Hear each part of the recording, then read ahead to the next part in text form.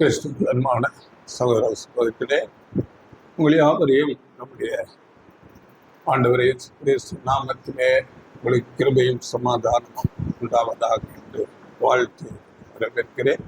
இந்த நாளிலே நம்முடைய செய்தியின் தலைப்பு பூரண புருஷராகும் வரைக்கும் என்ற ஒரு தலைப்பிலே நாம் பார்க்க போகிறோம். இது ஒரு வசனம். படியுங்கள். எபேசியர் 4ஆம் அதிகாரத்தில் 11ஆம் வசனம். எபேசியர் 4:11.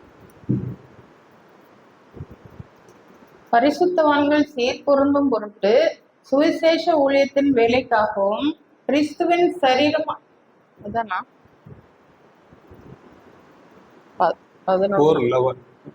மேலும் நாம் அனைவரும் தேவனுடைய குமாரனை பற்றும் விசுவாசத்திலும் அறிவிலும் ஒருமைப்பட்டவர்களாகி கிறிஸ்துவனுடைய நிறைவான வளர்ச்சியின் அளவுக்கு தக்க பூரண புருஷராகும் வரைக்கும். இங்க சொல்லப்பட்டிருக்குது, கிறிஸ்துவின் வளர்ச்சிக்கு தக்க பூரண புருஷராகும் வரைக்கும். அப்போ அந்த நம்முடைய ஆண்டவனே கிறிஸ்துவின் வளர்ச்சி, அப்படிப்பட்ட பூரண வளர்ச்சிக்கு நாம் வர வேண்டும் என்பதாக இந்த வசனம் சொல்லுகிறது. இது இன்னொரு மொழிபெயர்ப்புல கிறிஸ்துவிடம் காணப்பட்ட நிறைவை பெறும் அளவுக்கு நாம் முதிர்ச்சி அடைவோம் என்று சொல்லப்படும். அவரிடத்துல காணப்பட்ட அந்த நிறைவு, ஒரு பூரணம், அதை பெறும்படிக்கு நாம் முதிர்ச்சி அடைய வேண்டும் என்று இந்த மொழிபெயர்ப்பில் சொல்லப்பட்டது. இன்றைக்கு நாம் அப்படியாக ஆண்டவர் இயேசு கிறிஸ்து அந்த பூரண புருஷன் அவர் எப்படியெல்லாம் நடந்து கொண்டார், அநேக சூழ்நிலைகளில் அவர் எப்படி நடந்து கொண்டார் என்று நாம் வேதத்திலிருந்து பார்க்க போகிறோம். அப்பொழுது அவருடைய குணலட்சணங்கள், பூரண புருஷனாகிய அந்த ஆண்டவர் இயேசு கிறிஸ்துவனுடைய குணலட்சணங்கள் எப்படி இருந்தது என்று நாம் பார்க்க போகிறோம்.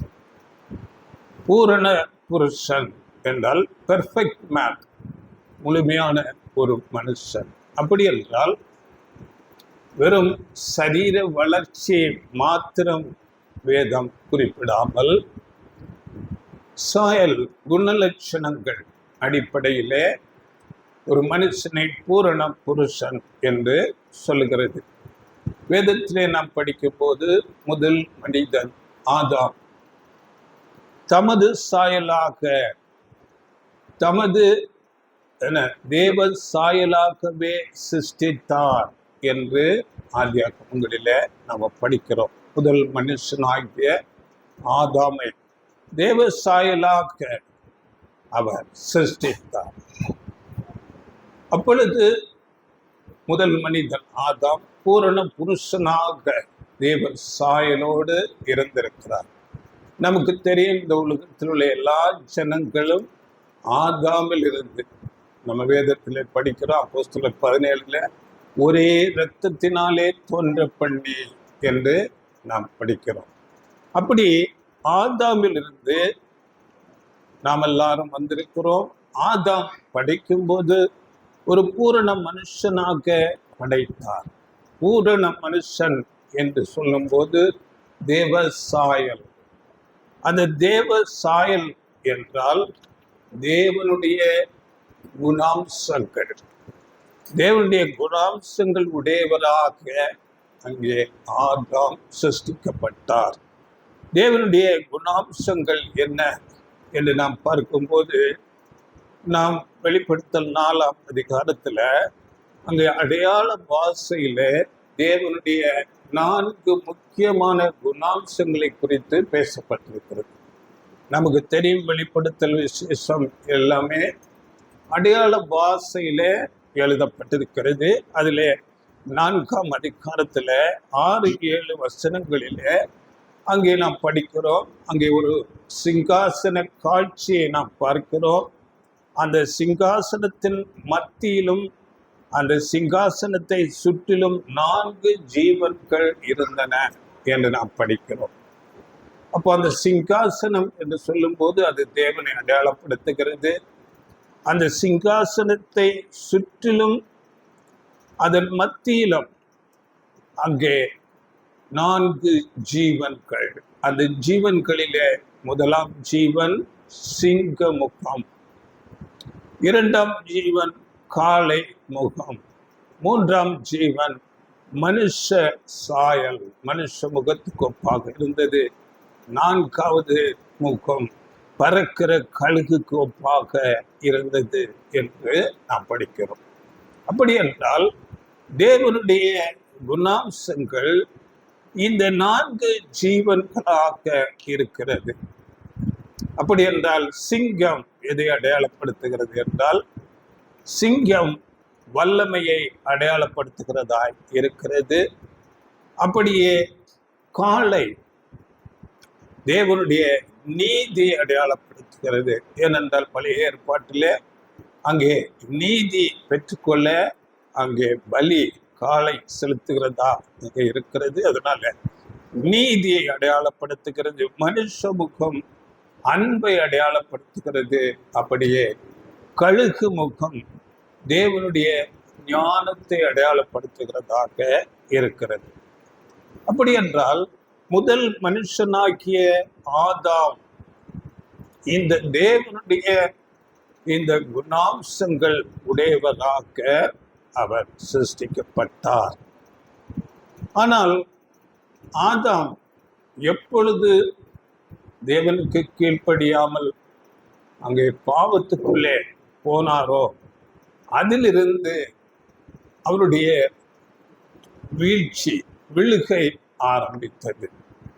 அப்படி அந்த வீழ்ச்சி அதிகமாகி இன்று வரையிலும் அந்த விழுகை படிப்படியாக இன்று மனுஷர்களிடத்தில் நாம் அன்பை காண முடியாது.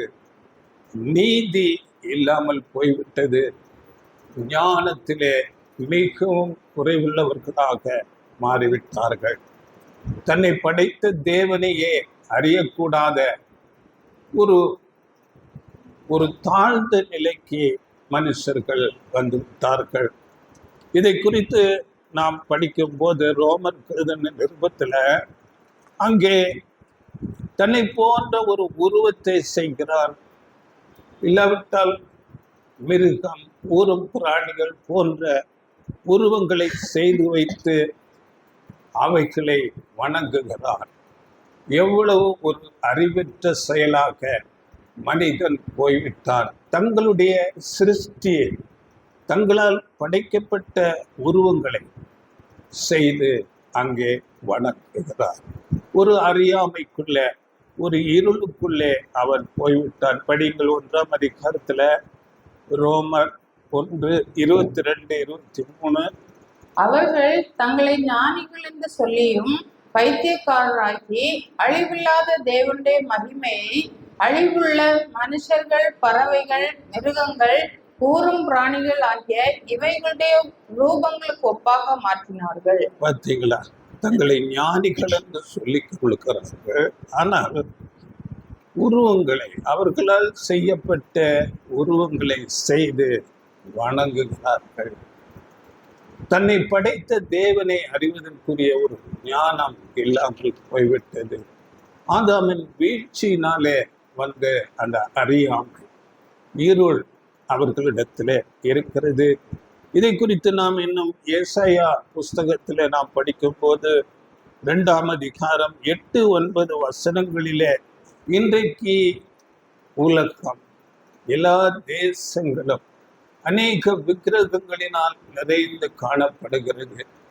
அறிவில்லாத ஒரு சூழ்நிலையை நாம் பார்க்கிறோம். வேதத்திலே அங்கே நாம் ரோமர்ல படித்தது போல விக்கிரகங்களுக்கு முன்பதாக எல்லா மனுஷரும், அது சிறியவனும் சரி, பெரியவனும் சரி, படித்தவனும் சரி, படிக்காதவனும் சரி, உயர் பதவிகளில் இருக்கிறவனும் சரி, கீழ்மட்டத்தில் இருக்கிற அறியாமையுள்ள ஜனங்களும் பணிந்து தொழுது கொள்ளுகிறார்கள். படிங்க 2ஆம் அதிகாரம் 8-9. அவர்கள் தேசம் விக்கிரகங்களாலும் நிறைந்திருக்கிறது. தங்கள் கைகளின் கிரியையையும் தங்கள் விரல்கள் உண்டு பண்ணினதையும் பணிந்து கொள்ளுகிறார்கள். சிறியவனும் குனிகிறான், பெரியவனும் பணிகிறான். ஆகையால் அவர்களுக்கு மன்னியாது இருப்பீர். பார்த்தீங்களா? தங்கள் கைகளின் கிரியைகளை அவர்களால் உருவாக்கப்பட்ட ஒரு வஸ்து, அது மிருகமாக இருக்கலாம், தன்னை போன்ற ஒரு உருவமாக இருக்கலாம், அதை பணிந்து தொழுது கொள்கிறார். அது சிறியவனும் தொழுது கொள்கிறான், பெரியவனும் தொழுது கொள்கிறேன். உயர் அதிகாரத்தில் இருக்கிறவர்கள், மேல் மட்டத்தில் இருக்கிற ஜனங்கள் வந்து சாஸ்தாங்கமாக பணிந்து கொள்கிறார்கள். அதே கீழ்நிலையில அறியாமை உள்ள ஜனங்களும் தொழுது கொண்டிருக்கிறார்கள். ஆனால் இப்படிப்பட்ட இந்த விக்கிரகங்கள் ஒரு நாள் முற்றிலுமாக ஒளிந்து போகும் என்று வேதம் சொல்லுகிறது. அதிலே 18ஆம் வசனம், ஏசாயா 2:18, விக்கிரகங்கள் கட்டோடே ஒளிந்து போம். பார்த்தீங்களா? விக்கிரகங்கள் பூண்டோடே ஒளிந்து போம், முற்றுமாக ஒழிக்கப்படுகிற ஒரு காலம் வருகிறதா இருக்கிறது. அதனால இன்றைக்கு இந்த மனுக்குலத்தை இப்பிரபஞ்சத்தின் தேவன் அவர்கள் மனதை குருடாக்கி வைத்திருக்கிறார் என்று அப்போஸ்தலன் பவுல் 2 கொரிந்தியர் 4:4 இந்த சாத்தான் எல்லா மனுஷருடைய மனக்கண்களை குருடாக்கி வைத்திருக்கிறார். உண்மை தேவனை, நம்மை சிருஷ்டித்த தேவனை அறியக்கூடாதபடி அவர்கள் மனக்கண்கள் குருடாக்கப்பட்டு இருக்கிறது. இப்படியாக ஆதாமில் இருந்து வந்த எல்லாரும் இன்றைக்கு ஒரு பூரணத்தன்மை இல்லாத அபூரணமான நிலைக்கு போய்விட்டார்கள். இவர்களை எல்லாரையும் மீட்டு ரட்சிப்பதற்காகத்தான் பூரண மனுஷனாக தேவனால் அனுப்பப்பட்டு நம்முடைய ஆண்டவர் இயேசு கிறிஸ்து இந்த பூமிக்கு வருகிறார். பூரண மனுஷன். இந்த பூரண மனுஷன் அவருடைய காரியங்களை குறித்து நாம் இந்த நாளில் பார்க்கலாம். அவருடைய பிறப்பு ஒரு வித்தியாசமாக, ஜனூனாக, எல்லா மதத்தை ஸ்தாபித்த, இல்லாவிட்டால் பெரிய தலைவர்கள், அவர்கள் எல்லாரையும் விட ஆண்டவர் இயேசு கிறிஸ்துவின் பிறப்பு ஒரு தனித்துவமானதாக இருப்பதை நாம் பார்க்கிறோம். ஏசாயா புஸ்தகத்திலே அவர் கன்னியின் வயிற்றிலே பிறக்கிறார். அப்படியே பிறந்து வளர்ந்து அவருடைய போதனைகள் எந்த மனுஷனும் போதிக்காத, அவரை போல ஒருவரும் பேசினதில்லை என்று வேதம் சொல்லுகிறது. அப்படி ஒரு தனித்துவமிக்க போதனைகள், அவருடைய கிரியைகள், செயல்கள் எல்லாம் அப்படி ஒரு தனித்துவமிக்கதாக இருந்தது. அப்படியே அவர் வாழ்க்கை தனித்துவமாக இருந்தது. கடைசியாக நாம் பார்க்கும்போது அவருடைய மரணம் கூட ஒரு விசேஷித்த தனித்துவமான மரணம். பாருங்கள், அவர் மரிக்கும்போது அந்த மரண தண்டனையை நிறைவேற்றின அந்த 100க்கு அதிபதி அவைகளையெல்லாம் பார்த்து கொண்டிருந்து அந்த 100க்கு அதிபதியே சொல்லுகிறார், இவர் மெய்யாகவே தேவனுடைய குமாரன் என்று சொல்லுகிறார். அப்படி அவருடைய மரணம் கூட அப்படி தனித்துவமாக இருந்தது. மாத்திரமல்ல, அவர் மரித்த பிறகு பாதாளம் அவரை வைத்து கொள்ளக்கூடாது இருந்தது. 3ஆம் நாள் அவர் உயிரோடே எழுந்து வருகிறார். இது எவ்வளவு ஒரு விசேஷமானது, தனித்துவமானது என்பதை நாம் அறிந்து கொள்ள வேண்டும். அதனால ஆண்டவர் இயேசு கிறிஸ்து ஒரு பூரண மனுஷன் என்று சொல்லும்போது இதில் அநேகருக்கு கொஞ்சம் வருத்தமாக இருக்கும். தேவனை போய் மனுஷன் என்று சொல்லுகிறானே என்று. அவர் தேவன் தான், தேவனுடைய குமாரன். தேவனுடைய குமாரன் தேவன். ஆண்டவர் இயேசு கிறிஸ்துவை குறித்து நாம் படிக்கும் போது அவர் தேவனுடைய ஒன்றான மெய் தேவனுடைய முதலாவது சிருஷ்டி, சிருஷ்டிகளுக்கெல்லாம் ஆதி என்று வெளிப்படுத்தல் 3ஆம் அதிகாரம் 14ஆம் வசனத்தில் அங்கே சொல்லப்பட்டிருக்கிறது. அவர் சிருஷ்டிப்புகளுக்கெல்லாம் துவக்கம், ஆதி. அப்படியே யோவான் 1ஆம் அதிகாரத்திலே அங்கே சொல்லப்பட்டிருக்கிறது, அவர் தேவனோடு வார்த்தையாக அவரோடு கூட இருந்தார். அவரும் ஒரு தேவன், தேவனோடு கூடவே இருந்தார். அப்படியே நாம் பார்க்கும்போது எபேசியர் 3:11 சகலமும் அவரை கொண்டும் அவருக்கென்றும் சிருஷ்டிக்கப்பட்டது, அவர் மூலமாக சிருஷ்டிக்கப்பட்டது, அவருக்கென்று சிருஷ்டிக்கப்பட்டது என்று இந்த வசனம் சொல்லுகிறது. அப்படியே கொலோசியர் 1ஆம் அதிகாரம் 15 17 நீங்கள் படித்துக் கொள்ளுங்கள். சகலமும் அவரை கொண்டும் அவருக்கென்றும் சிருஷ்டிக்கப்பட்டது, அவர் எல்லாவற்றுக்கும் முந்தினவர் என்று சொல்றார். இப்படிப்பட்ட தேவனாய் இருந்தவர் எல்லாவற்றையும் விட்டு அந்த மகிமையெல்லாம் விட்டு மனுஷனாக வருகிறார். இது தெளிவாக வசனம் சொல்லுகிற இந்த வசனம் படியுங்கள். பிலிப்பியர் 2ஆம் அதிகாரம் 6-7 வசனங்கள். அவர் தேவனுடைய ரூபமாய் இருந்தும் தேவனுக்கு சமமாயிருப்பதை கொள்ளையாடின பொருளாக எண்ணாமல் தம்மை தாமே வெறுமையாக்கி அடிமையின் ரூபம் எடுத்து மனுஷர் சாயலானார். அதையெல்லாம் விட்டுட்டு அடிமையாக மனுஷ சாயலாக வருகிறார். இதை நாம் உணர்ந்து கொள்ளுங்கள். மனுஷன் என்று சொன்னோடனே சிலருக்கு அது கஷ்டமாக இருக்கும். அவர் பூரண மனுஷனாக இந்த பூமியிலே வருகிறார். மற்ற எல்லா தெய்வீக தன்மையெல்லாம் விட்டு கொண்டு வருகிறார். இன்னொரு மொழிபெயர்ப்பில் கடவுள் வடிவில் விளங்கிய அவர் கடவுளுக்கு இணையாயிருக்கும் நிலையை விட்டு தம்மையே வெறுமையாக்கி அடிமையின் வடிவை ஏற்று மனிதருக்கு ஒப்பானார். மனிதனாக, ஆனால் பூரண மனுஷனாக அவர் வருகிறார். வேதம் சொல்லுகிறது, அப்படிப்பட்ட அந்த பூரண மனுஷனை நீங்கள் நோக்கி பாருங்கள், கவனித்து பாருங்கள். எபிரேயர் 3ஆம் அதிகாரத்துல 1ஆம் வசனத்துல பரம அழிப்புக்கு பங்குள்ள சகோதரரே, நம்முடைய அப்போஸ்தலரும் கிறிஸ்துவுமாகிய ஆண்டவர் இயேசு கிறிஸ்துவை கவனித்து பாருங்கள் என்று சொல்லும். அவரை நாம் கவனித்து பார்க்க வேண்டும். அப்படியே எபிரேயர் 12:1 இயேசுவை நோக்கி நம்முடைய ஓட்டம் இருக்க வேண்டும் என்று வேதம் சொல்லுகிறது. இதை நாம் தியான வசனமாக எபேசியர் 4ஆம் அதிகாரம் 11 அந்த கிறிஸ்துவனுடைய நிறைவான வளர்ச்சியை நாமும் அடைய வேண்டும் என்று அந்த வசனம் நமக்கு சொல்லுகிறது. கிறிஸ்தவர்களாகிய நாம் அவரை பின்பற்றும்படி நாம் அழைக்கப்பட்டிருக்கிறோம். கிறிஸ்தவன் என்று சொன்னால் கிறிஸ்துவை உடையவன் தான் கிறிஸ்தவன். கிறிஸ்துவை நாம் வெளிப்படுத்துகிறவர்களாக இருக்க வேண்டும்.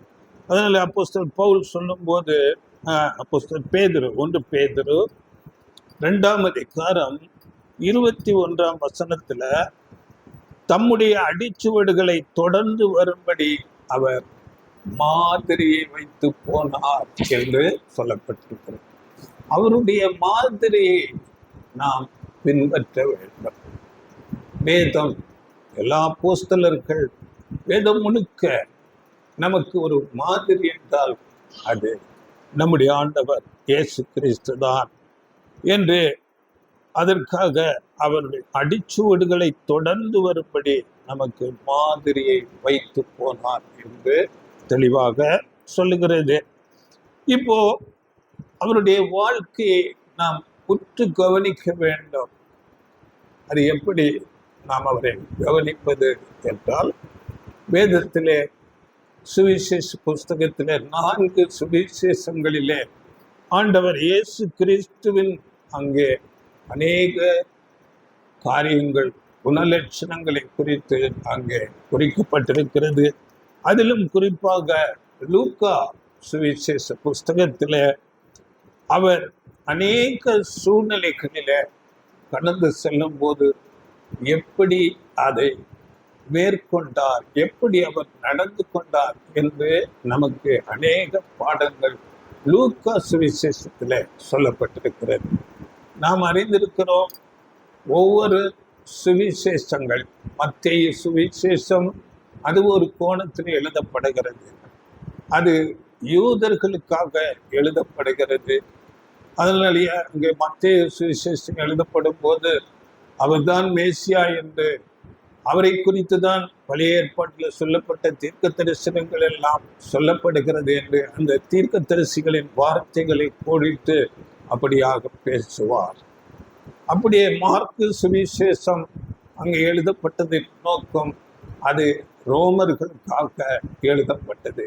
நீங்கள் மார்க்கு அந்த சுவிசேஷ புஸ்தகத்தை படித்து பார்த்தால் அவர் செய்த பலத்த செய்கைகள், அற்புதங்கள், அடையாளங்களை பற்றி அங்கே அதிகமாக குறிப்பிட்டு எழுதப்பட்டிருக்கும்.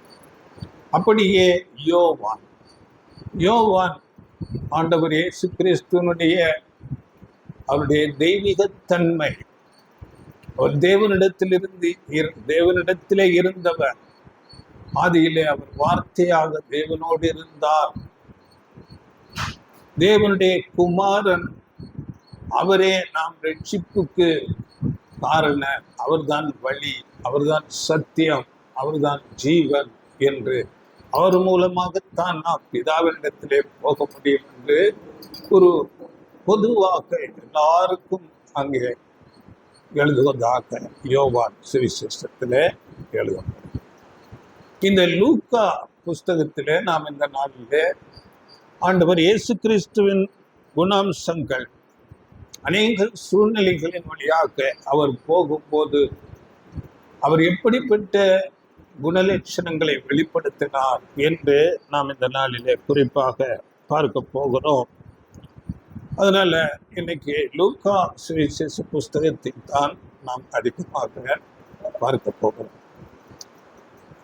இன்றைக்கு ஒவ்வொரு கிறிஸ்தவர்கள் நாம் அந்த ஞானஸ்நான உடன்படிக்கை எடுத்துக்கொண்ட பிறகு ஆண்டவர் இயேசு கிறிஸ்துவை போல வாழ வேண்டும் என்ற ஒரு விருப்பம் அந்த நாட்களிலே நாம் எல்லாருக்கும் இருக்கும். ஆனால் பாருங்கள், நாட்கள் போக போக நாம் அவைகளை மறந்து அவர் போல வாழ முடியாது, அவர் தேவனுடைய குமாரனாக இருந்தார், பாவம் இல்லாதவராக இருந்தார், நாம் அப்படி அல்லவே, நாம் பாவிகள் அல்லவா, நாம் அவர் போல வாழ முடியாது, மாத்திரமல்ல நம்முடைய குடும்ப சூழ்நிலைகள், என்னுடைய குடும்பத்துக்கு அநேக தேவைகள் இருக்கிறது, குடும்பத்திலே பொறுப்புகள் இருக்கிறது, அதிகமாக உழைக்க வேண்டும், அதற்காக நான் அதிகமாக பிரயாசப்பட வேண்டும். அப்படி இருக்கும்போது நான் எப்படி கிறிஸ்துவை போல வாழ முடியும், நம்முடைய குடும்ப சூழ்நிலையை வேறாக இருக்கிறது என்று இப்படி பல காரணங்களை நாம் சொல்லிக்கொண்டு நாம் நம்முடைய விருப்பம் போல வாழுகிறவர்களாக இருப்போம். ஆனால் பாருங்கள், நம்முடைய ஆண்டவர் இயேசு கிறிஸ்து எல்லாரை பார்க்கலாம் ஒரு ஏழ்மையாக அங்கே பிறக்கிறார். அவருடைய பிறப்பு நாம் அறிந்திருக்கிறோம், மாட்டு கொட்டகை. அப்படி நம்மில் ஒருவர் கூட நாம் பிறந்திருக்க மாட்டோம். அப்படிப்பட்ட ஒரு ஏழ்மை நிலை அவர் பிறந்து வருகிறார். அப்படி அவர் பிறந்து வரும்போது அங்கே அவர்கள் நியாயப்பிரமாண முறைமைப்படி, அங்கே பழைய ஏற்பாட்டில் சொல்லப்பட்ட அந்த யூதர்களுக்குள்ள நியாயப்பிரமாண முறைமைப்படி அவர் அந்த ஒரு பலி செலுத்த வேண்டும். அது அந்த குழந்தை பிறந்து சிறிது நாட்களுக்கு அப்புறம் பலி செலுத்த வேண்டும். அந்த பலி செலுத்தும் போது அங்கே நாம் படிக்கிறோம் லூக்கா 2ஆம் அதிகாரத்துல 24ஆம் வசனத்துல படிங்க. 2:24. கர்த்தருடைய நியாயப்பிரமாணத்தில் சொல்லி இருக்கிறபடி ஒரு ஜோடு காட்டுப்புறாவையாவது 2 புறா குஞ்சுகளையாவது பலியாக செலுத்தவும் அவரை எருசலேமுக்கு கொண்டு போனார்கள். பார்த்தீங்களா? அப்போ அங்க சொல்லப்பட்டிருக்கு ஒரு ஜோடு காட்டுப்புறா, அல்லாவிட்டால் 2 புறா குஞ்சு. இது அவங்க நியாயப்பிரமாண முறைமையில லேவியராகமம் 12ஆம் அதிகாரத்துல சொல்லப்பட்டிருக்கிறது. அங்கே அதை நீங்கள் படித்துக் கொள்ளுங்கள். 12ஆம் அதிகாரம் 8ஆம் வசனத்துல அங்கே சொல்லும் போது அங்கே என்ன சொல்லப்படுகிறதுன்னா, ஆட்டுக்குட்டியை கொண்டு வர அவருக்கு சக்தி இல்லாதிருந்தால், அங்கே ஒரு ஆடு, ஒரு குட்டி ஆடு பலி செலுத்த வேண்டும், அதற்கு ஒரு சக்தி இல்லாதிருந்தால் இப்படிப்பட்ட 2 காட்டு புறாவையோ புறா குஞ்சுகளையோ நீங்கள் பலி. அப்போ அவருடைய நிலைமை அவ்வளவு ஒரு ஏழ்மை நிலைமையாக இருந்தது. அதனால அந்த காட்டு புறாவை பலி செலுத்துகிறவராக அவரை கொண்டு போனார்கள் அவருடைய பெற்றோர். அப்படியே அவர் பிறந்தவுடனே கூட அநேக பிரச்சனைகள் வருகிறது. அங்கே ஏரோது அங்கே யூதருக்கு ராஜாவாக பிறந்திருக்கிறவர் எங்கே என்று அங்கே சாஸ்திரிகள் தேடி வரும்போது அதை அறிந்து கொண்டு அங்கே 2 வயசுக்கு கீழ்ப்பட்ட குழந்தைகளை எல்லாம் கொன்று போட உத்தரவு போடுகிறார். ஆனால் அங்கே தூதனால் அவர்களுக்கு சொல்லப்பட்டு அவர்கள் எகிப்துக்கு ஓடி போகிறார்கள். எகிப்து என்றால் அது இன்னொரு தேசம். அந்த தேசத்துக்கு ஓடி போக வேண்டும். அங்கே எப்படி ஜீவனம் பண்ணுவது? அவர்களுடைய சூழ்நிலை எவ்வளவு பயங்கரமாக இருந்திருக்கிறது பாருங்கள். அப்படிப்பட்ட அநேக சூழ்நிலைகளிலே ஆண்டவர் இயேசு இருந்தார். அவருடைய குடும்பம், அவருடைய தேவைகளுக்கு அவருடைய தகப்பன் தச்சு வேலை செய்கிறவராக இருந்தார். மிகவும் ஒரு ஏழ்மையான சூழ்நிலையில நம்ம எல்லாரை போல நம்மை விட ஏழ்மையான ஒரு நிலையில ஆண்டவர் இயேசு கிறிஸ்துவின் பிறப்பு அங்கே வளர்த்தி அப்படியாக வருகிறது. அப்படி நாம் பார்க்கும்போது நம்முடைய குடும்ப சூழ்நிலையை நாம் சொல்லி கொண்டிருந்தால் அது சரியாக இருக்காது. ஆண்டவர் இயேசு கிறிஸ்துவை அப்படியாக தேவன் நமக்கு ஒரு மாதிரியாக வைத்து விட்டார். என்னுடைய குடும்ப சூழ்நிலையினால நான் இயேசுவை போல இருக்க முடியாது என்று சொல்ல முடியாது. தேவன் நினைத்திருந்தால் ஒரு பெரிய ராஜாவின் வீட்டிலே அவர் பிறந்திருக்கலாம். அதையெல்லாம் விட்டு ஒரு ஏழையாக நமக்கு ஒரு மாதிரியாக அங்கே பிறக்கும்படி செய்கிறார். அப்படியே அதன் பிறகு நாம் பார்க்கும்போது அவருடைய செயல்கள் எல்லாமே அது பிதாவாகிய தேவனுடைய அந்த குணாம்சங்களையே வெளிப்படுத்துவதாக இருந்தது. தேவனிடத்திலே என்னென்ன குணாம்சங்கள் உள்ளனவோ அவைகள் அனைத்தும் அப்படியே அவரிடத்திலே வெளிப்பட்டது. அதனால ஆண்டவர் இயேசு சொல்லும்போது என்னை கண்டவன் பிதாவை கண்டான் என்று சொல்லுகிறார். அப்படிப்பட்ட குணாம்சத்தை, பிதாவினுடைய ஒரு குணாம்சத்தை அவர் வெளிப்படுத்துகிறவராக இருந்தார். இப்படி நாம் சில உதாரணங்களை, அவருக்கு நடந்த காரியங்களை நாம் பார்க்க போகிறோம். லூக்கா 7ஆம் அதிகாரத்துல அங்கே 36 நாம் படிக்கும்போது அங்கே ஆண்டவர் இயேசு கிறிஸ்துவை ஒரு பரிசேயன் அழைக்கிறான், வீட்டிலே விருந்துக்காக அழைக்கிறான். அங்கே பந்தி இருக்கும்போது அந்த வீட்டில், பரிசேயன் வீட்டில் ஒரு பாவியான ஸ்திரீ வருகிறார்கள்.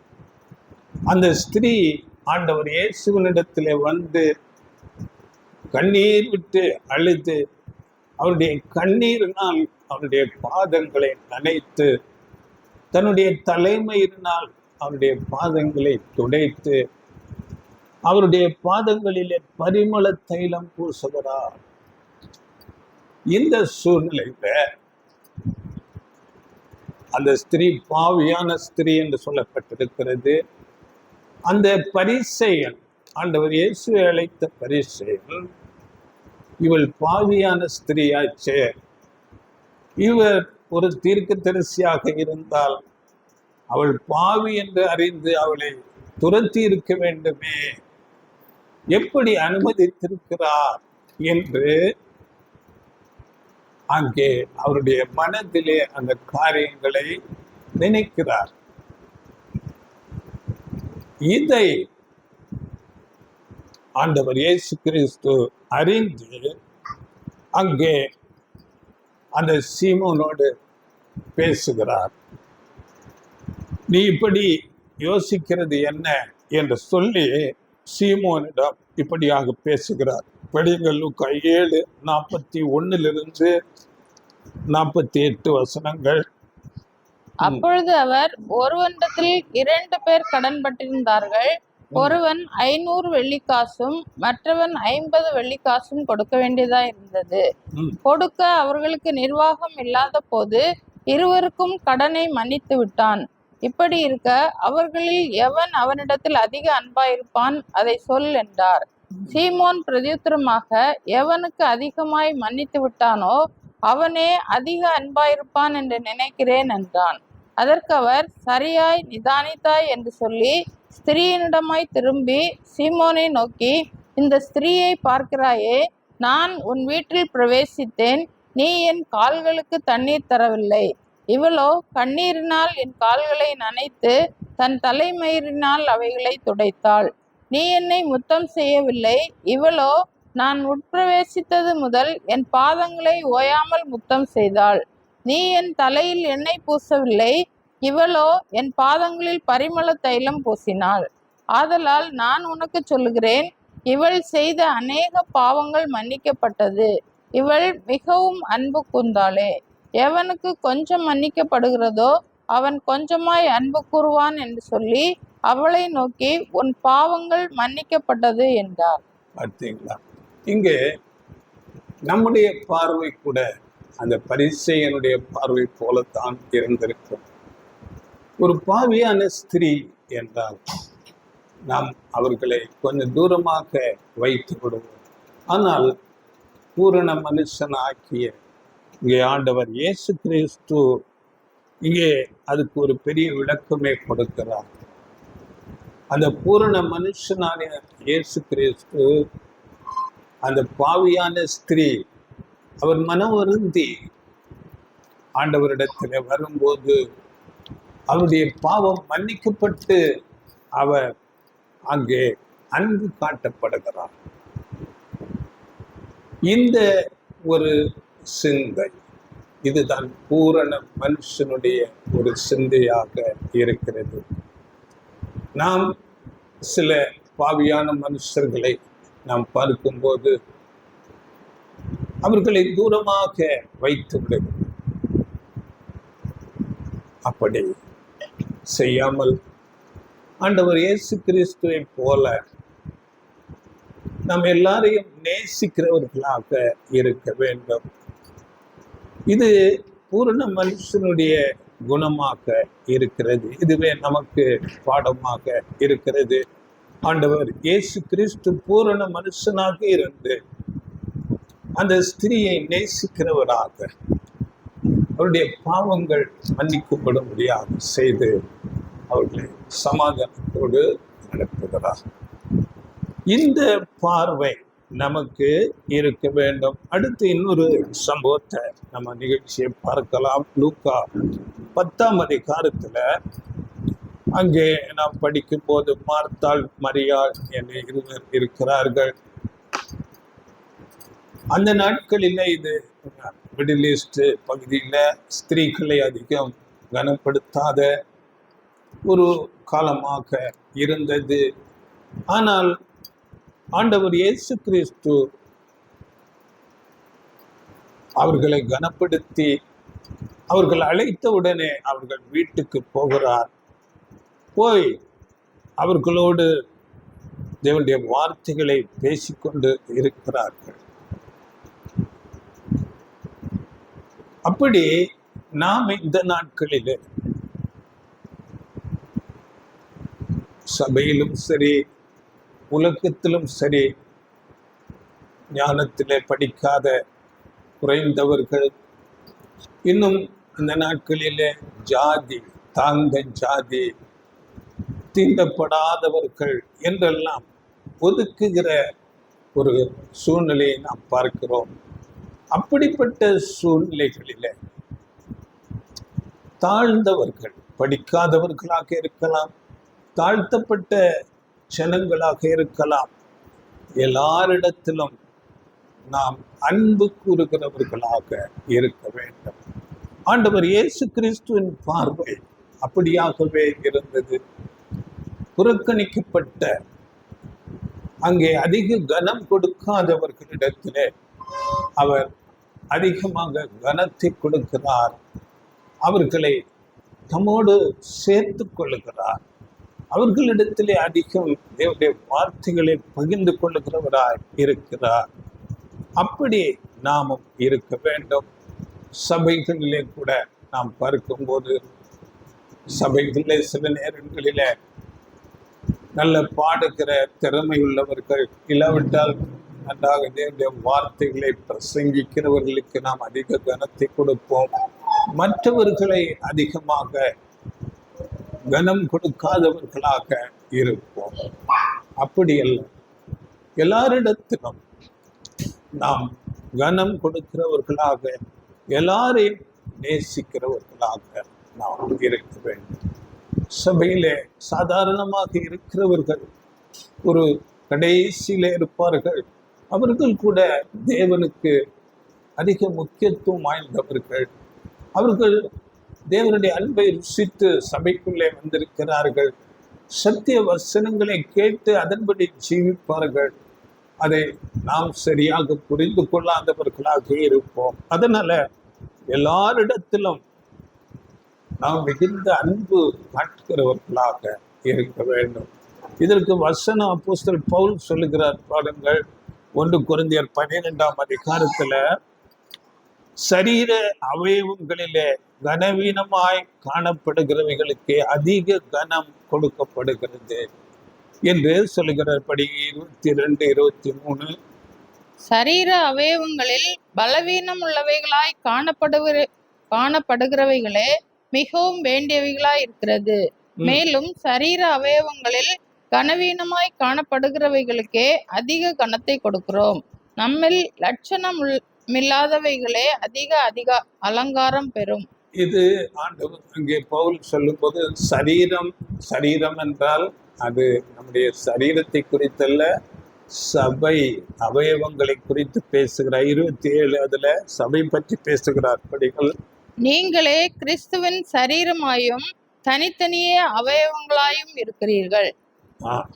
தனித்தனியே அவயவங்கள். அப்போ ஒவ்வொருத்தரும் ஒரு அவயவங்கள். அவர்களும் தேவனிடத்தில் அன்பு கூறுகிறார்கள். சத்திய வசனங்களை கேட்டு அதன்படி ஜீவிக்கிறவர்களாக இருக்கிறார்கள். சில வேளை அவர்களால் பாட வராது, தேவனுடைய வார்த்தைகளை பிரசங்கிக்க வராது. அவர்களுக்குரிய கனத்தை நாம் கொடுக்க வேண்டும், முக்கியப்படுத்த வேண்டும். எல்லாரிடத்திலும் அன்பு காட்டுகிறவர்களாக நாம் இருக்க வேண்டும். இதுதான் பூரண மனுஷனாகிய ஆண்டவர் இயேசு கிறிஸ்துவிலே நாம் கற்றுக்கொள்ளுகிற ஒரு பாடமாக இருக்கிறது.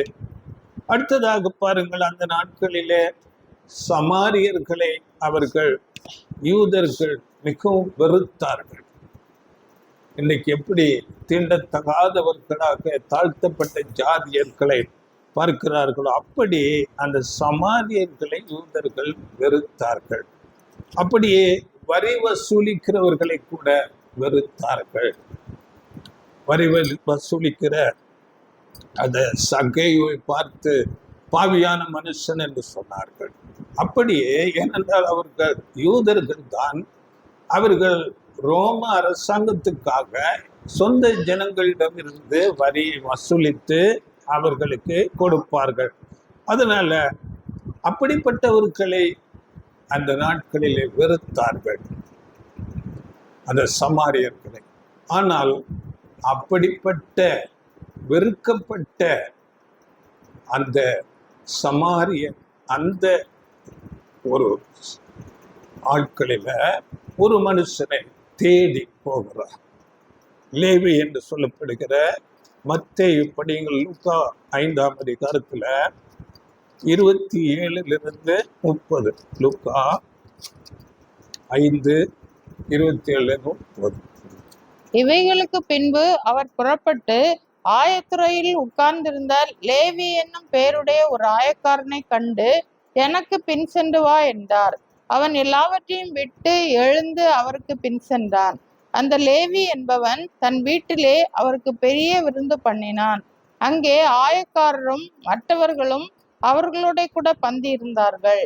வேத பாரகரும் பரிசேயரும் அவருடைய சீஷருக்கு விரோதமாக முறுமுறுத்து, நீங்கள் ஆயக்காரரோடும் பாவிகளோடும் போஜனபானம் பண்ணுகிறது என்னவென்று கேட்டார்கள்.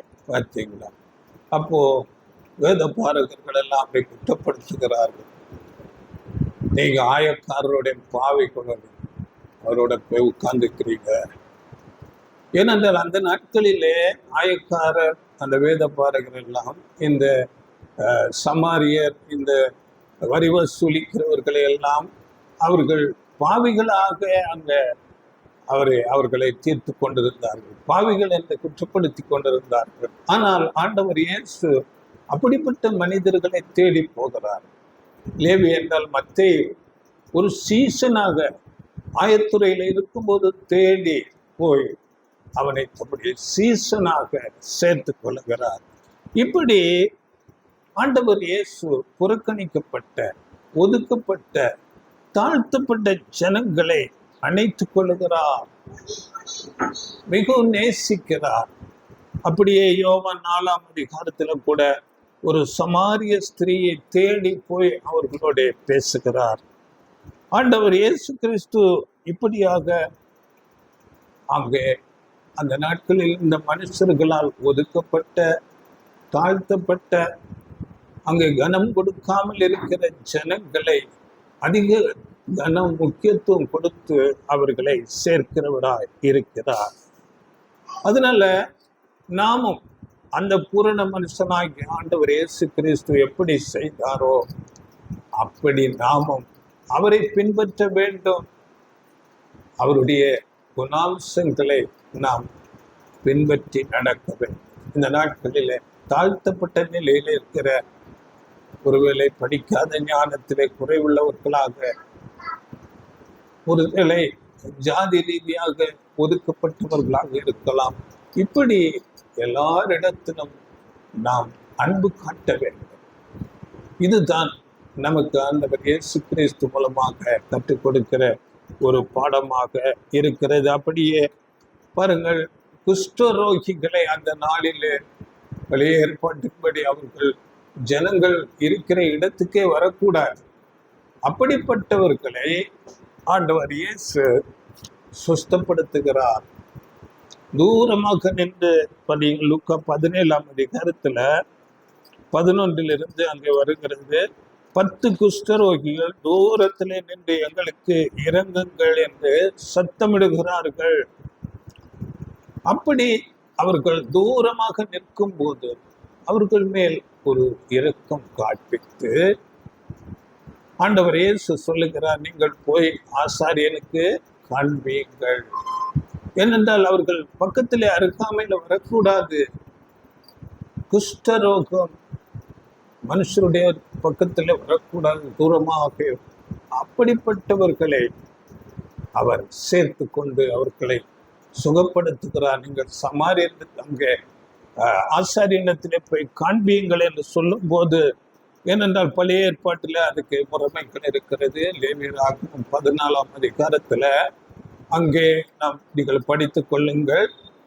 அங்கே ஆசாரியனிடத்திலே காண்பிக்கும் போது இந்த குஷ்டரோகத்திலே இருந்து சுஸ்தமானான் என்று அவன் அதை பார்த்து அங்கு அதுக்குண்டான அநேக பலி போன்ற காரியங்கள், அநேக காரியங்களை செய்ய வேண்டும். அது செய்த பிறகுதான் ஜனங்களோடு அவன் அங்கே இருக்க முடியும். அப்படிப்பட்ட காரியத்தை ஆண்டவர் இயேசு சொல்லுகிறார், நீங்கள் போய் ஆசாரியனுக்கு காண்பியுங்கள். அப்படி காண்பித்துட்டு அந்த 10 பேரும் போகும்போதே சொஸ்தமாகிறார்கள். சொஸ்தமான பிறகு ஒரு நன்றியுள்ள உணர்வு ஒரே ஒரு மனுஷனுக்கு இருக்கிறது. அந்த மனுஷன் சமாரியன். எவ்வளவு பெரிய ஒரு செயல் அவனுக்கு நடந்திருக்கிறது. அந்த ஒரு நன்றியை காட்டும் விதமாக இயேசு கிறிஸ்துவிடத்தில் வருகிறார். அந்த மனுஷன் சமாரியன். இப்படியாக ஆண்டவர் இயேசு கிறிஸ்து அவர் தாழ்த்தப்பட்ட, ஒதுக்கப்பட்ட மனுஷரால் என அங்கீகரிக்கப்படாத ஜனங்களை அவர் சேர்த்துக் கொள்ளுகிறார், அணைத்துக் கொள்ளுகிறார், அன்பு காட்டுகிறவராக இருக்கிறார். நாமும் இதை செய்ய வேண்டும். அப்பொழுதுதான் அந்த பூரண மனுஷனுக்கு ஏற்ற ஒரு சாயலுக்கு நாம் போக முடியும். அப்படியே லூக்கா 18ஆம் அதிகாரத்துல 15 17 அங்கே ஆண்டவர் இயேசுவிடத்திலே சிறு பிள்ளைகளை அழைத்து கொண்டு வருகிறார்கள். அப்பொழுது சீசர்கள் அந்த சிறு பிள்ளைகளை இங்கு கொண்டு வரீங்க என்று சொல்லி அதட்டுகிறார்கள். ஆண்டவர் எப்படிப்பட்ட அங்க காரியத்தை செய்து கொண்டிருக்கிறார், நீங்கள் ஏன் இங்கு தொந்தரவு செய்கிறீர்கள் என்று அதட்டுகிறார்கள். அப்போ பாருங்கள் 16 17 அந்த வசனம் படிங்கள். இயேசுவோ அவர்களை கொண்டு வரும்படி கட்டளையிட்டு, சிறு பிள்ளைகள் என்னிடத்தில் வருகிறதற்கு இடம் கொடுங்கள், அவர்களை தடை பண்ணாதிருங்கள். தேவனுடைய ராஜ்யம் அப்படிப்பட்டவர்களுடையது. எவனாகிலும் சிறு பிள்ளையை போல் தேவனுடைய ராஜ்யத்தை ஏற்றுக்கொள்ளாவிட்டால் அதில் பிரவேசிக்க மாட்டான் என்று மெய்யாகவே உங்களுக்கு சொல்லுகிறேன் என்றார். அந்த சிறு பிள்ளைகளை அழைத்துக் கொள்ளுகிறார். அதில் ஒரு பாடத்தை கற்றுக்கொள்ள, சிறு பிள்ளையை போலாக வேண்டும். சிறு பிள்ளைகள் ஒரு கள்ளம் கபடு ஜூதுவாது இல்லாத பிள்ளைகளாக இருப்பார்கள். அது மாத்திரமல்ல, இந்த சிறு பிள்ளைகள் ஒரு கற்றுக்கொள்ளுகிற மனசு அவர்களிடத்திலே இருக்கும். என்ன ஏது என்ற கேள்வி கேட்டு கற்றுக்கொள்வார்கள். நீங்கள் சிறு பிள்ளையை போல் ஆகாவிட்டால் தேவனுடைய ராஜ்யத்துல இதில் ஆவிக்குரிய விதமாக நாம் பார்க்கும்போது சத்தியத்தை கற்றுக்கொண்டு முதலாவதாக சபைக்கு வருகிற அவர்கள் கூட சிறு பிள்ளைகள் போல இருப்பார்கள். அவர்களிடத்திலே நாம் அதிக அன்பு காட்டுகிறவர்களாக இருக்க வேண்டும். இது பரிபூர்ண மனுஷனாகிய ஆண்டவர் இயேசு கிறிஸ்துவை காண்கிற நமக்கு ஒரு பாடம். அவருடைய குணாம்சங்களை நாமும் கற்றுக்கொள்ள வேண்டும். இன்னும் இதுல அதிக உச்சபட்சமாக பாருங்கள், இயேசு கிறிஸ்துவோடு கூட 12 பேர் சீசர்களாக இருக்கிறார்கள். அதிலே ஒரு மனுஷன் தன்னை காட்டி கொடுக்க போகிறான், தனக்கு விரோதியாக இருக்கிறார் என்று அறிந்து கொண்டார். அவர் ஆதி முதல் அவனை அறிந்து கொண்டார் என்று சொல்லப்பட்டிருக்கிறது. ஆனாலும் அவனிடத்திலும் அன்பு காட்டுகிறார். அவனை குறித்து தவறாக எதுவும் பேசவில்லை. அப்படியே அவனிடத்திலும் எல்லாரை போன்ற அன்பு காட்டுகிறார். கடைசியாக பார்க்கும்போது அங்கே அவர் மரணத்துக்கு போகிற அந்த தருவாயிலே மேல் வீட்டறையிலே எல்லா சீசர்களுடைய கால்களையும் கழுவுகிறார். அந்த இடத்திலே கூட அங்கே யூதாசுடைய காலையும் கழுவுகிறார். எப்படிப்பட்ட ஒரு அன்பு! சத்துருவை சிநேகிக்கிற ஒரு அன்பு காண்பிக்கிறார். ஆனால் பதிலாக அந்த மனுஷன் யூதாஸ் என்ன செய்கிறார்? படிங்கள், அதிலே லூக்கா 22ஆம் அதிகாரத்துல 47 48. அவர் அப்படி பேசுகையில் ஜனங்கள் கூட்டமாய் வந்தார்கள். அவர்களுக்கு முன்னே 12 ஒருவனாகிய யூதாஸ் என்பவனும் வந்து இயேசுவை முத்தம் செய்யும்படி அவரிடத்தில் சேர்ந்தான்.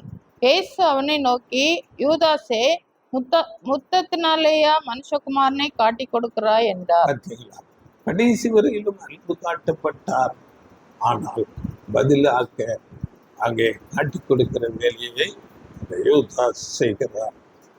இப்படி ஆண்டவர் இயேசு கிறிஸ்து தான் அறிந்திருந்தார் அவன் காட்டி கொடுக்க போகிறான் என்று. ஆனால் அவனோடு கூட கடைசி வரையில் அன்பு காட்டி மற்ற எல்லா சீசர்களைப் போலவே அவர் வழி நடத்துகிறார்.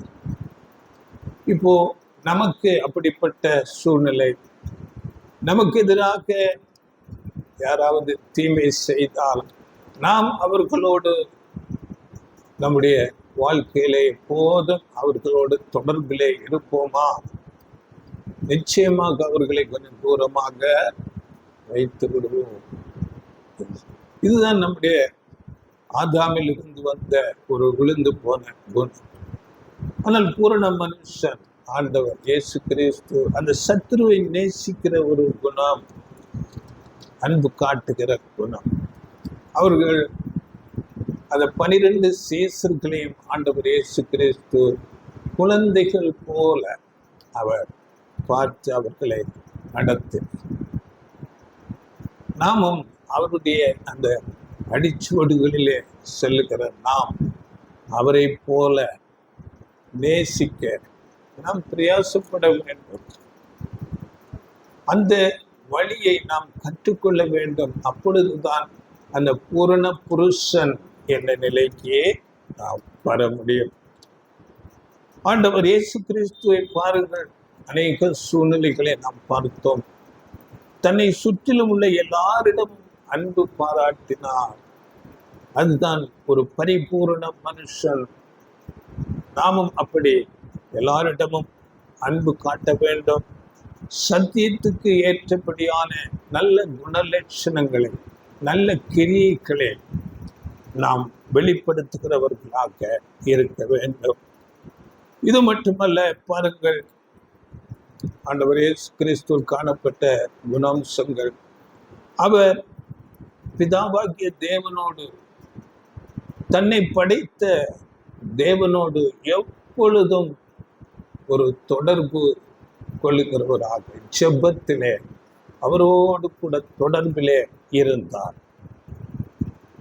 ஆண்டவர் இயேசு கிறிஸ்து அவர் சிருஷ்டிப்பிலே முதல் ஆதி, சிருஷ்டிப்புகளுக்கெல்லாம் துவக்கம். இதை குறித்து நாம் படித்தோம். ஆதியாகமம் 3:14. அப்படியே சங்கீதம் 89:27 அவர் முதற் பிறந்தவர் என்று சொல்லப்பட்டிருக்கிறது. தேவனால் சிருஷ்டிக்கப்பட்ட முதற் பேரு, முதல் சிருஷ்டி. அப்படிப்பட்ட சிருஷ்டிப்பு ஆகிய ஆண்டவர் இயேசு கிறிஸ்து தாழ்த்தி மனுஷனான பிறக்கும் தேவனை நோக்கி எப்பொழுதும் ஜெபிக்கிறவராக இருந்தார். தேவனோடு தொடர்பில் இருந்தார். நாம் பார்க்கும்போது அநேக இடங்களில் ஜெபிக்கிறார். அங்கே அப்போஸ்தலர்களை முதலாவது செலக்ட் பண்ணும்போது லூக்கா 6:12-13 நீங்கள் படித்துக் கொள்ளுங்கள். ராத்திரி முழுவதும் ஜெபித்து அந்த சீசர்களை தேர்ந்தெடுக்கிறார். அப்படியே ஆண்டவர் இயேசு கிறிஸ்து பலத்த செய்கைகளை செய்ததினாலே அவருடைய கீர்த்தி தேசமெங்கிலும் அங்கே அவருடைய புகழ் பரவியது. ஆனால் அவரோ தனிமையாக வனாந்திரத்திலே சென்று செபித்து கொண்டிருந்தார் என்று படிக்கிறோம். அந்த வசனம் படியுங்கள். லூக்கா 5:15-16. லூக்கா. அப்படி இருந்தும் அவருடைய கீர்த்தி அதிகமாக பரம்பிற்று. திரளான ஜனங்கள் அவருடைய உபதேசத்தை கேட்பதற்கும் அவராலே தங்கள் பிணிகள் நீங்கி சௌக்கியம் அடைவதற்கும் கூடி வந்தார்கள். அவரோ வனாந்திரத்தில் தனித்து போய் ஜெபம் பண்ணி கொண்டிருந்தார். அவரை தேடி அநேகர் வருகிறார்கள். அவருடைய புகழ் எங்கும் பரவுது. ஆனால் அவர் தேவனோடு ஜெபத்திலே தனித்திருக்கிறார். அந்த பெருமையை அவர் எடுத்துக்கொள்ளவில்லை. தேவனோடு அதிக தொடர்பில் இருப்பதையே விரும்புகிறார். அப்படியே மறுரூப மலையிலே செபிக்கிறார். லூக்கா 9:28-21 நீங்க படித்துக் கொள்ளுங்கள். அப்படியே கடைசியாக அங்கு கெத்செமனேயிலே கூட செபிக்கிறார். சிலுவை மரணத்திலே அங்கே சிலுவை மரத்தில் இருந்து தேவனை நோக்கி செபிக்கிறார். என் தேவனே, என் தேவனே, ஏன் என்னை எப்போது ஜெபம், தேவனோடு அதிகமாக தொடர்பில் இருக்கிறார். இப்படியாக அவருடைய சிந்தை, அவருடைய மனது எப்போதும் தேவனை நோக்கியதாகவே இருக்கிறது. இது கூட பரிபூர்ண மனுஷனுடைய ஒரு குணமாக இருக்கிறது. நாமும் அப்படிப்பட்ட குணம் உடையவர்களாக இருக்க வேண்டும். சக எல்லா மனிதர்களோடும், புறக்கணிக்கப்பட்ட ஒதுக்கப்பட்ட எல்லா மனுஷர்களோடும் அன்பு காட்டுகிறார். தன்னை படைத்த தேவனிடம் எப்போதும் தொடர்பில் இருக்கிறார். இதை நாம் செய்ய வேண்டும். அடுத்ததாக இன்னும் ஒரு வசனம் நாம் சிங்கத்தில் முடிக்க போகிற அப்போஸ்தலன் பவுல் எழுதும் போது 2 கொரிந்தியர் 8:9 நம்முடைய கர்த்தராகிய இயேசு கிறிஸ்துவின் கிருபையை அறிந்திருக்கிறீர்களே, அவர் ஐஸ்வர்யம் உள்ளவராய் இருந்தும் நீங்கள் அவருடைய தரித்திரத்தினாலே ஐஸ்வர்யவான்கள் ஆகும்படிக்கு உங்கள் நிமித்தம் தரித்திரர் ஆனாரே. அவர் ஐஸ்வர்யம் உள்ளவராய் இருந்தும் உங்கள் நிமித்தம் தரித்திரரானாரே என்று இங்கே சொன்னார். அவர் ஐஸ்வர்யம் உள்ளவர். அவருடையது எல்லாமே தமக்கென்று எல்லாவற்றையும் சிருஷ்டித்தவர். அவைகளை எல்லாம் விட்டு மனுஷனாக வந்து மரண பரியந்த தம்மை தாழ்த்துகிறார். நாமும் இதை கற்றுக்கொள்ள வேண்டும். நாம் ஞானஸ்நான உடன்படிக்கை செய்து அர்ப்பணித்த பிறகு இனி நான் அல்ல, கிறிஸ்துவே என்னில் ஜீவிக்கிறார், என்னுடையவைகள் எல்லாம் கிறிஸ்து கூடிய உரியது என்று நம்முடைய தாளத்துக்களே நமக்குரிய எல்லாவற்றையும் அவருக்கு நாம் அர்ப்பணிக்க வேண்டும், செலவிட வேண்டும். ஆண்டவர் இயேசு கிறிஸ்து எல்லாவற்றையும் விட்டார். அவர் இந்த பூமியிலே ஒன்றையும் வைத்திருக்கவில்லை, தமக்கென்றிருந்த ஜீவனையும் அவர் ஒப்புக் கொடுத்தார். நாமும் அப்படியே நமக்குரிய எல்லாவற்றையும் விட்டு அதை தேவனுக்கென்று, தேவனுடைய காரியத்துக்கென்று அதிகமாக செலவிடுவோம்.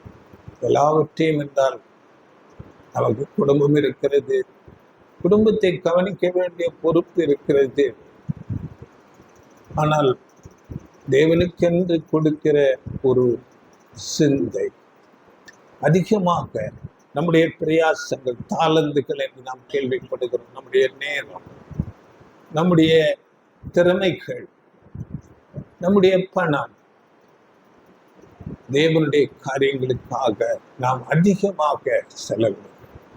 குடும்பத்துக்கென்று போக மீதமுள்ள, ஏனென்றால் பாருங்கள், லூக்கா 12 15-21 அங்கே ஒரு மனுஷனை பார்க்கிறோம். அங்கே அந்த மனுஷன், அங்கே அவனுக்கு நிறைய விளைச்சல் வந்தது. அவன் தனக்கென்று எல்லாவற்றையும் சேர்த்து வைத்து கொண்டு ஆத்துமாவே என்று சொல்லி தனக்கு தானே பேசுகிறான். நான் உனக்கு அநேக வருஷங்களுக்கு பொருட்களை சேர்த்து வைத்திருக்கிறேன், நீ புசித்து குடித்து குறிப்பாய் இரு என்று தனக்காக எல்லாவற்றையும் சேர்த்து வைத்து கொண்டார். ஆனால் அங்கே அவனிடத்திலே கேட்கப்படுகிறது ஒரு வார்த்தை. படிங்கள் அந்த வசனம் 20-21. தேவனோ அவனை நோக்கி, மதிகேடனே, உன் ஆத்துமா உன்னிடத்திலிருந்து இந்த ராத்திரியிலே எடுத்துக்கொள்ளப்படும், அப்பொழுது நீ சேகரித்தவைகள் யாருடையதாகும் என்றார். தேவனிடத்தில் ஐஸ்வர்யவானாய் இராமல் தனக்காகவே பொக்கிஷங்களை சேர்த்து வைக்கிறவன் இப்படியே இருக்கிறான் என்றார். மதிகேடன்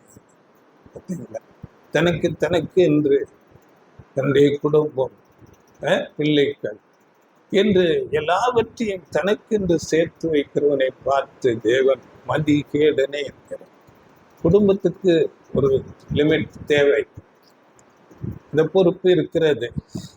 ஆனால் தேவனுக்கென்று தேவனுடைய காரியமாக நமக்கு இருக்கிறது எல்லாவற்றையும் நாம் நல்ல லைஃப் நல்லா என்ஜாய் பண்ணி நல்ல ஈஸியான வாழ்க்கை நமக்கு எல்லாம் இருக்குது, நம்ம சுற்றி அப்படியாக வீணாக அப்படியே இல்லை. குடும்பத்துக்கு போக தேவனுடைய காரியத்துக்கென்று அதிகமாக செலவிடுகிறவர்களாக நாம் இருக்க வேண்டும். ஏனென்றால் நம்முடைய ஜீவன் அவனுடைய கரங்களில் இருக்கிறது. நம்முடைய ஜீவன் எப்போ தெரியாது. சகல பிராணிகளின் ஜீவனும் சகல மனுஷரின் ஆவியும் அவர் கரங்களில் இருக்கிறது என்று யோபு புஸ்தகத்துல நம்ம படிக்கிறோம். 12:10 படிக்க வேண்டாம். அதனால நாம் சம்பாதிப்பதற்கு பலனை தந்தது அவர். நம்முடையவைகள் எல்லாம் அவருடையது. நாம் ஞானஸ்நான உடன்படிக்கையில அதை நாம் அர்ப்பணிக்கிறோம். அவர் நம்மிடத்திலே கொடுத்து வைத்திருக்கிறார். அதை நாம் நல்ல உக்கிரானக்காரன் போல நம்முடைய குடும்பத்துக்கு தேவையானதை செலவிட்டு நாம் தேவனுடைய காரியத்துக்காக, தேவனுக்கென்று ஊழியத்துக்காக, ஏழை எளிய மக்களுக்காக நாம் செலவிட வேண்டும். ஏனென்றால் வசனம் சொல்லுகிறது, உன்னுடைய இருதயம் எங்கே இருக்கிறதோ, உன்னுடைய பொக்கிஷம் எங்கே இருக்கிறதோ அங்கே உன்னுடைய இருதயம் இருக்கும் என்று அதிலே அந்த வசனம் அதிலே லூக்கா 12:33-34 சொல்லப்பட்டிருக்கிறது. படியுங்கள். உங்களுக்கு உள்ளவைகளை விற்று பிச்சை கொடுங்கள், பழமையாய் போகாத பணப்பைகளையும் குறையாத பொக்கிஷத்தையும் பரலோகத்திலே உங்களுக்கு சம்பாதித்து வையுங்கள். அங்கே திருடன் அணுகுகிறதும் இல்லை, பூச்சி கெடுக்கிறதும் இல்லை. உங்கள் பொக்கிஷம் எங்கே இருக்கிறதோ அங்கே உங்கள் இருதயமும் இருக்கும். உங்கள் பொக்கிஷம் எங்கே இருக்கிறதோ, நம்ம இங்கே எல்லாவற்றையும் சேர்த்து வைத்தா நம்முடைய இருதயம் இங்கே தான் இருக்கும். நம்முடைய தேவனுடைய காரியத்துக்கு, தேவனுடைய காரியமாக நிற்கிறீர்கள் அவருடைய நாம பிரஸ்தாபப்பட நாம் அதிகமாக செலவிட்டு கொண்டிருந்தால் நம்முடைய இருதயம் பரலோகத்துக்கு ஏற்ற ஒரு சிந்தையில இருக்கும். அதனால நம்முடைய இருதயம் தேவனுக்கு ஏற்ற, தேவனுடைய காரியங்களுக்கு ஏற்ற காரியங்களை செய்து கொண்டிருக்கும் போது அங்கே இருக்கும். அதற்காக நாம் அதிகமாக செலவிட வேண்டும். கடைசியாக நாம் பார்க்கலாம், ஒரு வசனம் படித்து அப்போஸ்தலர் பவுல் நமக்கு எப்படி ஜெபிக்கிறார் படியுங்கள். சபைக்கு பிலிப்பியர்ல 3ஆம் அதிகாரத்துல 18-19 இந்த வசனங்களை படியுங்கள். ஏனெனில் அநேகர் வேறு விதமாய் நடக்கிறார்கள், அவர்கள் கிறிஸ்துவின் சிலுவைக்கு பகைஞர் என்று உங்களுக்கு அநேகம் தரம் சொன்னேன். இப்பொழுது கண்ணீரோடும் சொல்லுகிறேன், அவர்களுடைய முடிவு அழிவு, அவர்களுடைய தேவன் படிக்கிறீங்க. பிலிப்பியர் 3:18-19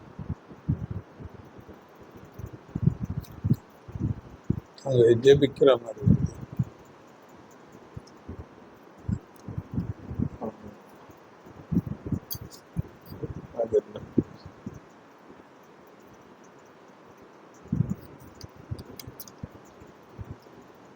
அதாவது கிறிஸ்து அன்பின் அகலம் ஆழம் உயரம் அறிந்து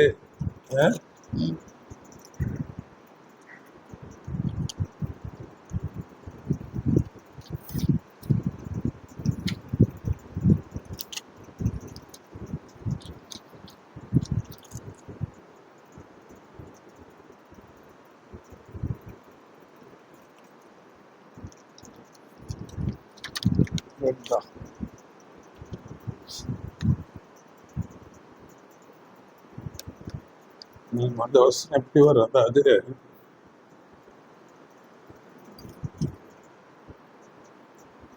கிறிஸ்துவின் அன்பின் அகலம் நீளம் ஆழம் உயரம் அதை உணர்ந்து அவருடைய அறிவு கட்டாத அந்த அன்பை அறிந்து தேவனுடைய சகல பரிபூரணத்தாலும் நிறையும்படியாக என்று அங்கே அப்போ பவுல் ஜெபிக்கிறார். தேவனுடைய சகல பரிபூரணத்தாலும் நிறையப்பட வேண்டும் என்று பேசுகிறார். எபேசியர் 3:18-19. சகல பரிசுத்தவான்களோடும் கூட கிறிஸ்துவனுடைய அன்பின் அகலமும் நீளமும் ஆழமும் உயரமும் என்னதென்று உணர்ந்து அறிவு கட்டாத அந்த அன்பை அறிந்து கொள்ள வல்லவர்களாகவும் தேவனுடைய சகல பரிபூர்ணத்தாலும் நிறையப்படவும் அவர் தமது மகிமையினுடைய ஐஸ்வர்யத்தின்படியே உங்களுக்கு அனுகிரகம் பண்ண வேண்டும் என்று வேண்டிக் கொள்கிறேன். அது எப்படிப்பட்ட தேவனுடைய அன்பு, ஆண்டவர் இயேசு கிறிஸ்துவனுடைய அன்பு, அந்த அன்பின் ஆழம், அகலம், நீளம், உயரம் இவைகளை நாம் அறிந்து கொண்டு அறிவு கேட்டாத அந்த அன்பு, தெய்வீக அன்பு அதுதான். தேவன் தம்முடைய குமாரனை கொடுத்து இவ்வளவாய் ஆண்டவர் இயேசு கிறிஸ்து தம்மையே பலியாக கொடுத்து அன்பு, அந்த அன்பை நாம் அறிந்து அறிவு கட்டாத அந்த அன்பை அறிந்து தேவனுடைய சகல பரிபூர்ணத்தாலும் நிறைய வேண்டும்.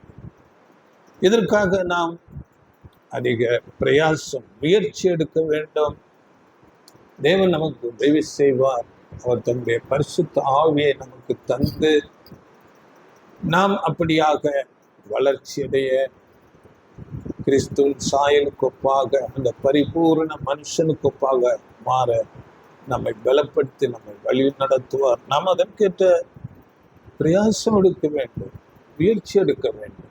அப்பொழுது தேவன் நமக்கு உதவி செய்வார். இப்படிப்பட்ட ஒரு நல்ல சாட்சியான பரிபூரணமான மனுஷனாக ஆண்டவர் இயேசு கிறிஸ்துவின் அந்த பூரண வளர்ச்சியை அடைந்து கொள்ள தேவன் நமக்கு உதவி செய்வாராக. இந்த வார்த்தைகளை மீண்டுமாக அதிகமாக கேளுங்கள், உணர்ந்து கொள்ளுங்கள்.